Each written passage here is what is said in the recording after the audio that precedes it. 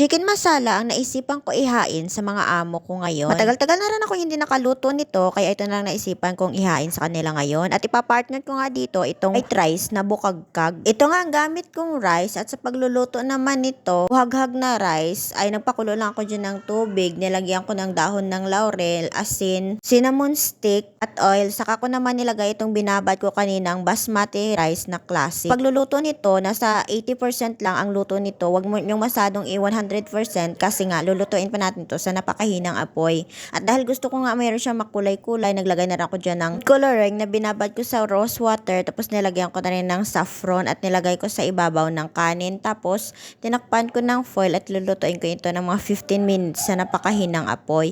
At ito na nga yung aking manok na nilinisan kanina na binabad ko sa turmeric powder at sa suka. At lilinisan ko ulit yan. At mamamarinate ko na rin ito. Tapos ipa-flash ko na rin yung mga ginamit kong seasoning sa screen. Pero sasabihin ko na rin, naglagay ako dyan ng yogurt, asin, turmeric powder, paprika, paminta at garlic. Tapos mamarinate ko lang ito ng mga 1 hour para talaga malasang malasya siya mamaya. At muntik ko na rin makalimutan itong ginger powder natin. Tapos dinagdag ko na yan dyan at mamarinate ko yan ng 1 oras. Next naman ay magbe-blend ako dito ng tomato, mga 2 peraso lang ito. At dahil ito na nga itong rice, ilalagay ko muna sa hafida para hindi siya mabilis lumamig.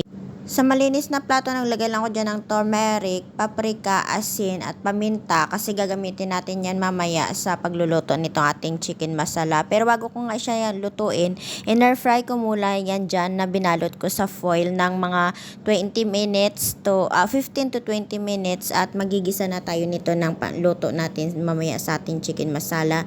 Naglagay lang ako dyan ng butter, tapos sibuyas at gisa-gisahin ko lang yan hanggang sa mag-golden brown. Dinagdagan ko na rin ng tomato paste yan, gisa-gisa ulit. At itong blended ko kanina na kamatis, bali itong pampasabaw natin sa ating masala. Ba tawag dyan? Basta. Tapos nilagay ko na rin yung pampalasa kanina na turmeric, baharat, asin, paminta. Tapos naglagay na rin ako dyan ng cooking cream at fresh coriander. Pakukulang ko lang ito ng mga 10 minutes. Saka ko naman ilalagay itong fry natin kanina na chicken na marinate. Sa paglagay ko nga dyan, pakukulon ulit natin ito ng mga 20 minutes hanggang sa maluto talaga itong ating manok. At ang sarap nga ng kinalabasan nito, nagustuhan ko talaga ang lasa nito at para sa akin pasado siya. At ito naman ang ulam namin for today's video. So adobo lang ako dyan ng manok. Tapos meron namang anak para all together sila. Just lang. So namapakulang ko na nga ng 20 minutes. Ito na ang kinalabasan ng ating chicken masala at ilalagay ko na rin yan sa hafida kasi maya maya kakain na yung mga amo. Parating na rin sila. So nilagyan ko lang dyan ng pampaganda na parsley.